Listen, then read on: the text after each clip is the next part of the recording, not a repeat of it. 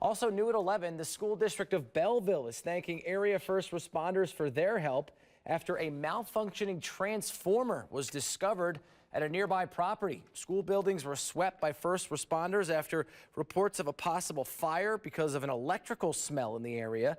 Alliant Energy workers say a bird and a squirrel got into that transformer and caused the issue.